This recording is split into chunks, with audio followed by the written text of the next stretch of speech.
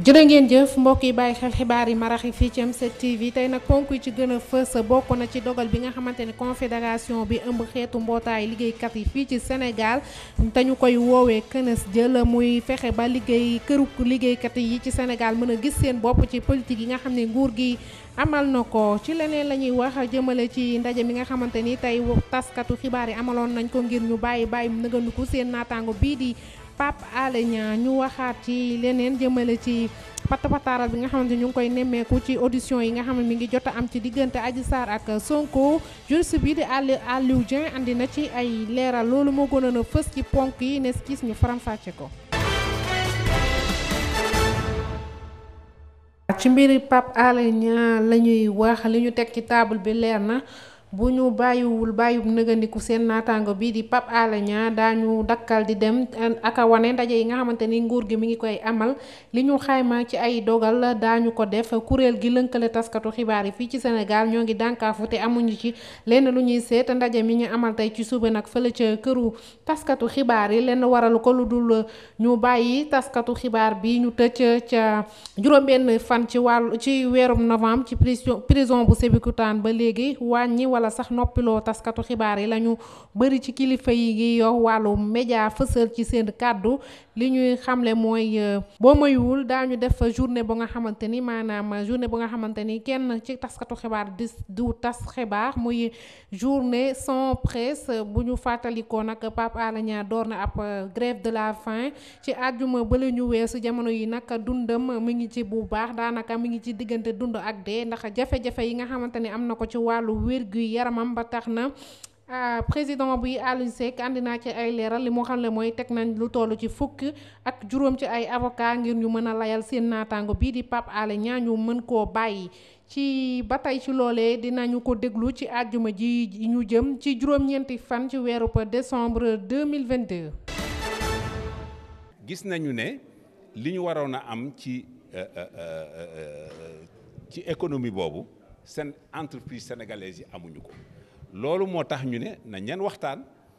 xaj na am na ay manquement yoo xam ne ñun entreprise yi am nañu ko waaw dinañ seet manquement moo yooyu na am na manquement yoo xam ne aussi gouvernement bi war na ci bàyyi xel pour jubbanti ko loolu it la ñu war a wax ci lël bi. wax nañu léegi ne Sénégal dafa doon économie boo xam ne li ci ëpp informel la ñooñu it comme ñoo gën a bari ci biir réew mi. li ñuy liggéey war nañu fexe ba ñoom itam gis ci seen bopp entreprise yu mag yi gis ci seen bopp ñu entreprise yu ndaw yi gis ci seen bopp parce que loolu moo mën a indi koom-koom bu jariñ ñëpp réew mi mën a nekk ci jàmm parce que ku ci nekk ci li ngay yëngu yaakaar nañ ne war nañu fexe ba nga gis ci sa bopp. li tax nag ñuy wax ne commande publique waxuñu rek ay marché public commande publique la parce que ressources yi ñuy jël di ko jox doxandéem yi ci mine bi ak ci pétrole bi ak ci gaz bi ak ci suuf si loolu mooy commande publique. marché public nag loolu mooy li nga xam ne mooy état bi daf koy joxalante ak nit ñi ci jëndante bi ak jaay bi mais yooyu yëpp la ñuy wax commande publique ñu bëgg ci boole nag joxe ci suñu xalaat ak autorités yi. boole gis-gis yi ci espace bi askan wépp bokk ci li ñu mën a am wala li ñu mën a ñàkk ci wàllum yokkute képp kuy yëngatu ci secteur privé war na cee gis boppam. taxawu xëyu ndaw yi nag war naa mën a tax ba li nga xamante ni ñoo ngi ko ci ragal du ci am. Innocence Ntap Ndiaye présidente du Haut Conseil national du dialogue social andi na ci ay kàddu ci li ni mel. xam ne ñoo nekk ci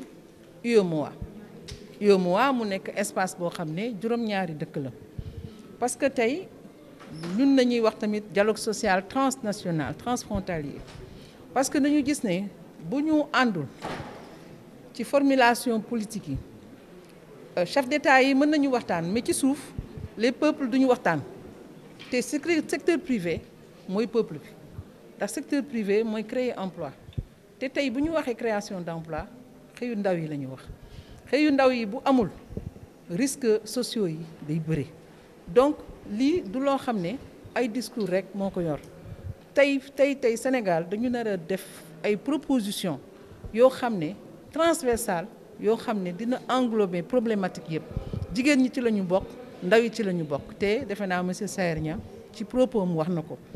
dialogue social tey dafa nekk tey benn levier dëkk boo gis am na institution dialogue social dëkk yi nekk UEMOA am nañ ko mais dafa am aussi benn instrument boo xam ne dafa traversé dëkk yëpp ñu koy wax conseil du travail et du dialogue social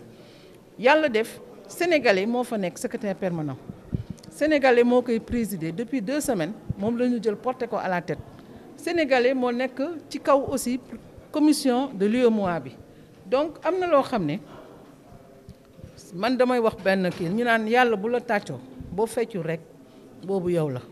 Sénégal dañu nar a profité ci situation bu mel noonu bu ko defee atelier bi buñ ko paree rek conclusion yi ñi nga xam ne moom lañ ko nar a jébal ñu jébal ko.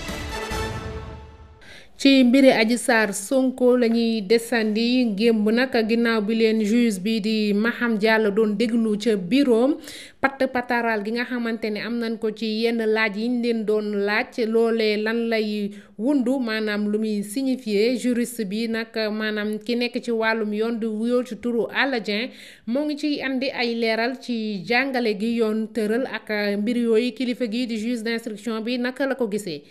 dossier Sonko Adji Sarr di am mbir mu xoromu lool te bari lool xar kanam démb di bés bu njëkk bi ñuy amal seeni janoo ak àttekat bi ngir leeral mbirum viol bi Adji Sarr di tuumaal kii di Ousmane Sonko te at bi ñu jàll Sénégal yëngu woon ci lool waaye ñoom ñaar ñépp a maye patt gi ci laaj yu ñu leen doon laaj ñu jàpp ne ci wàllum droit loolee lu war a mën a ne la. comme ni nga ko xamee par rapport silence bi nga xam ne inculpé bi ak partie civile bi ñu ko observé c'est normal c'est normal amul benn entrave amul benn jafe-jafe boo xëy ni juridiquement parlant war na ma koo indi ci déroulement procédure bi parce que képp koo xëy ni da ngaa doon inculpé wala nga doon partie civile au moment de la confrontation am nga droit bañ a répondre aux questions posées par le magistrat instructeur wala questions yi nga xam ne jóge na ci avocat yi bu la neexee nga bañ cee tontu loolu am nga ci droit ça moom la ñuy wax même le droit de garder le silence waaw nit ku ne am na ci droit. ci seen patt googule risqué wuñ ci dara waaye juge bi moo war a jël en considération seen comportement. par rapport conséquences yi amul benn njeexintal boo xëy ni dina ko indil ci muy inculpé bi muy itam partie civile bi mais pour dëgg-dëgg affaire bi mënoon a gën a leer ñoom dañ doon nangoo ko tontu ci question yi nga xam ne moom lañ leen di posé waaye nag nit koo xëy ni posé ko question am na droit itam bañ a répondre ces questions bi waaw loolu moom lu am la quoi. ci li des ci procédure bi bu dee dañoo garder seen position. faw juge bi jël décision ngir ñu mën a àddu ci laaj yi ñu leen di laaj. par rapport procédure bi affaire bu continuer bi dina yàgg mais nag le procès pénal parce que temps judiciaire bokkut ak le temps ordinaire le juge d'instruction bi il n'a qu'à prendre ses responsabilités parce que moom mën naa accomplir acte yëpp yoo xëy ni mën na ko def pour dëgg gi feeñ. bu demee nag ba rassembler tous les éléments de preuve boo gisee ne ki nga xam ne moom la ñuy topp niir na ne moo def mu ordonné ce qu'on appelle une ordonnance de renvoi bu fekkee ne gis na ne li ñu koy toppee amul dara lu ci nirool moo def ce qu'on appelle une ordonnance de non-lieu rek. ci seen face à face boobule benn ndogal mujjeewu ca ruus di xaarandi ci li des ndax juge bi dina woote ab procès wala day bàyyi mu sedd bañ a toppeeti Ousmane Sonko dara. gaynde yu Sénégal yi nag ñëw nañu ndëgëni démb bi juróom-ñeenti waxtu di jot maanaam seen roplaan bi dafa tardé mais terewul dañoo jubal fële ci palais de la République ñi ngi wàcc ci aéroport militaire Léopold Sédar Senghor njiitu réew mi nag dalal na leen fële ca palais ba lim leen wax mooy mi ngi féddale kóllëreem ci taxaw gi nga xamante ni doon na leen ko taxaw ak kóolute gi nga xamante ni amoon na ko ci ñoom ginnaaw bi leen Angleterre daane ci 8e de finale yi ba ci loolu ba tey njiitu réew mi ngi félicité ndam li nga xamante ni Maroc am na ko fële ca Qatar ci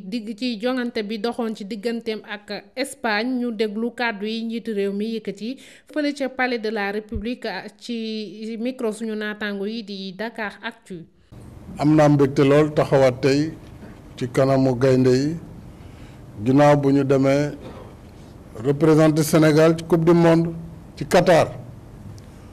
mu doon déjà lu jafe ndax àdduna bi yëpp fanweeri dëkk ak ñaar dong ñoo mënoon am grade boobu dem ci coupe du monde ba ñu demee dem wane nañu ngóora wane pas-pas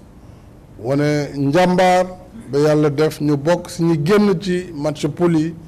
dem qualifié 8e de finale 8e de finale nag mooy fanweer ak ñaar yi demoon ña fa yegg mooy fukki yi ak juróom-benn genn wàll gi donc tey Sénégal bokk na ci fukki équipe ak juróom-benn yi gën a jëm kanam ci àdduna bi waaw léegi loolu bu fekkee doyuñu lan moo ñu mën a doy dans le monde entier fukki équipe ak juróom-benn ñu lim ci Sénégal mais loolu doy na ndam parce que tam nag coupe du monde dañoo xam ne processus la même bu ñu naan ñu ngi koy xaar fii xam nañ ne loolu dañuy tendre vers loolu dañ koy organiser liggéey la du ay wax wala toog rek naan il faut ñu andi coupe bi fii foo jaar bi andi ko dafa am processus Sénégal déjà processus moo tax ñu jëli coupe d'Afrique processus moo tax ñu qualifié waat pour une 2e fois consécutive lii nekk ndam mooy 3e fois consécutive ñu demaat mondial su boobaa nag ñu yegg minimum quart de finale nañ ko defee woon 2002 wala demi-finale comme tey jii Maroc mu ngi dem quart de finale maa ngi profiter pour féliciter les Lions de l'Atlas on a buuru Maroc léegi pour wan ko ne tey Maroc moo représenté tout l'espoir de l'Afrique kon ñu ngi leen di ñaanal ñu ngi leen di ñaanal yàlla may leen ndam